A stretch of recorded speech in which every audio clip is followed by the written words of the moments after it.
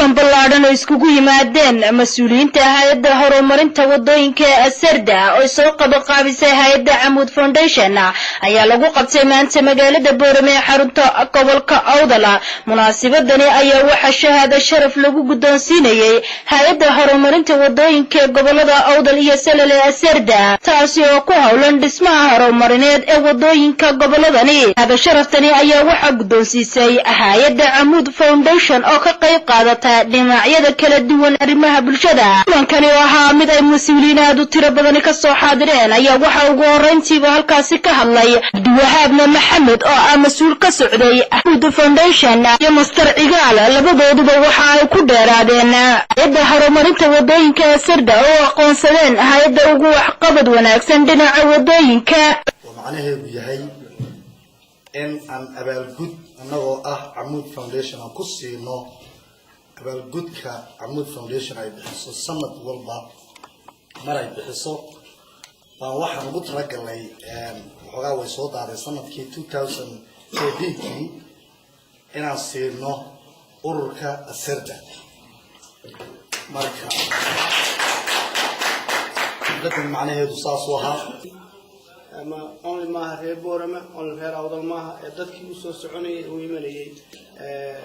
magaaladan Boorama waxaana isku xidhay waxaana ka turjumaysaa dhaqaalaha iyo horumarka waxa ka turjumaysaa wadadani ay ka turjumaysaa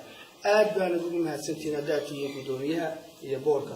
waxaana sidaa sharaf u tahay oo soo ay u tahay sharaf dadka reer Boorama ka turjumaysa waxaad qabsan kartiin inagu inaad wax qabsato maahan dadkiiba inagu dayanay maanta Soomaaliland iyo Soomaaliya iyo geeska Afrika wax walba waxay leedahay reer Boorama qabsanana kuna qabsanana marka sharaf bay tahay.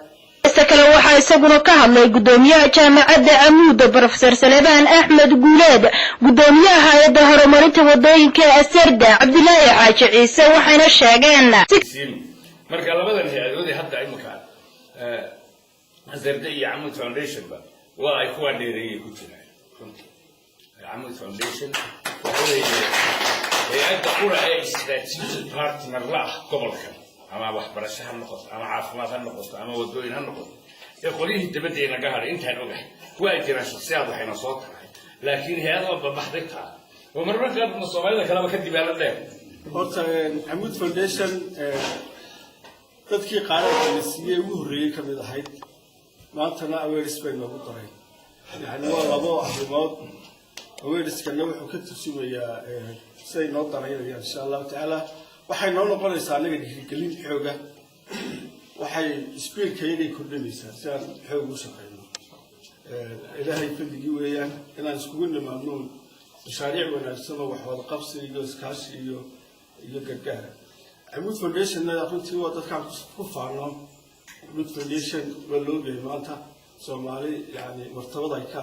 magac Soomaaliyeed bay martaba sare ka gaareen. Kastabaate hay'adda horumarinta wadooyinka Asarda ayaa waxay ku guuleysatay dhismaha wadada isku xidha Boorama iyo Bila taasoo qayb kala qaadatay dawladda Somaliland waxayna mas'uuliyiinta Asarda sheegeen inay ka qayb qaadan doonaan dhismaha wadada isku xidha Boorama iyo Lowyacado ee madaxweynaha Somaliland dhagax dhigay waxayna dhammaanba ugu baaqeen dadka ku dhaqan dalka dibadiisa iyo gudihiisaba inay ka qayb qaataan horumarka dhinaca wadooyinka.